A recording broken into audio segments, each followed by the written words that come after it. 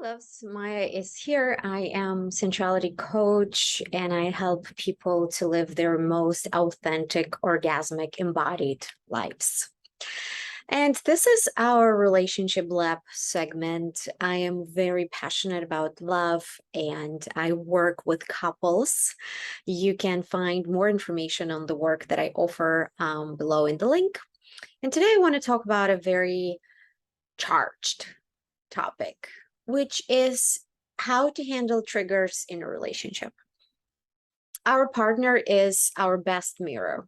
It's a person who's going to bring up things that we don't see about ourselves, things that we don't like about ourselves, things that we're not aware, and things that, like, damn, only this person can kind of push that button, right? And it can be very uncomfortable for your nervous system. It can be very triggering to your self-image, your self-esteem, and God knows what else story that you're assigning to that. And through my personal experiences in my epic personal love story and doing Tantra for the past 5 years and working with many couples, I see, and I'm going to reveal a main secret. You can put price on it. When it comes to triggering each other, it is very important that one person would realize, this is a trigger. We are right now running a pattern, right? And pattern is not a reality. Pattern is when your nervous system gets activated and you going into your survival protective mode, right? And from this place, you're actually not fully present, right? It's pattern, it's like a still image. It's a picture from the past where we anticipating and expecting something very bad happening, and we acting in order to protect ourselves from preventing that to happen, right? And your partner does not even know in details what happened, I don't know, 20, 30 years ago, right? And then we projecting on them, and usually whatever it is that we projecting on them will actually trigger them, and they're going to start projecting their story. So what ended up happening when we triggered, right, when we're having those conflicts, is two people who are not present trying to resolve something, which you probably know does not go really well. So when you recognize that you triggered, you both are start running your patterns, it's very important for one person to be able to snip out of it, just being like, oh, it is not real. Okay, I'm telling myself this story.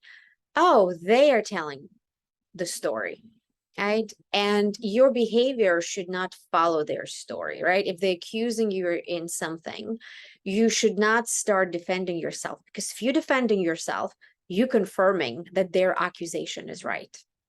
What you should do instead, right, is really shift into this compassionate, fully understanding mode. And you can say, I hear you.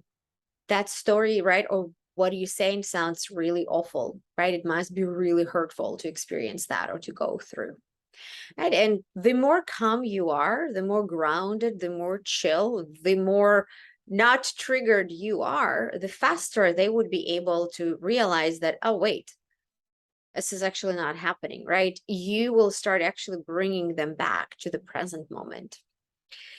There's a lot of work goes into this, a lot of understanding, a lot of learning about the patterns, which I'm offering all this in my private coaching for couples where we dive deeper into that.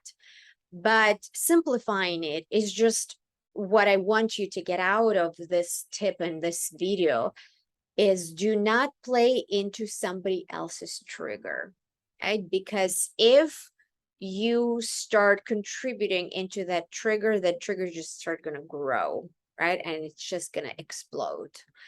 And that's probably not what you want. So if you're able to manage your nervous system and have enough compassion to understanding that, oh, your partner just, right, in that mode where they reliving their worst nightmare, and it's not your responsibility necessarily to fix it, and it's not your responsibility, right, to play into that, but it's your responsibility to just love them in it and offer them that very steady, grounded presence, which is, by the way, right, when we're grounded and present and just holding space, it's we're channeling masculine energy. right? And really offering that grounding, loving presence allows another person who is going through the emotion, going through the release, actually reach the peak and calm down. And if two people are not playing the polarity within their relationship, right? If let's say you both going into this unconscious, triggered, disempowered feminine expression, right? Where we're just spinning in our stories, it just adds more and more and more fire to that exposure. And you ended up feeling that you are against each other. And I truly believe that in relationships, we're in it together. We're not against each other. So comment below if you have any questions. Share about your triggers. What are you going through? And if you're interested to learn more, you can always schedule a consultation with me. And I'll see you soon.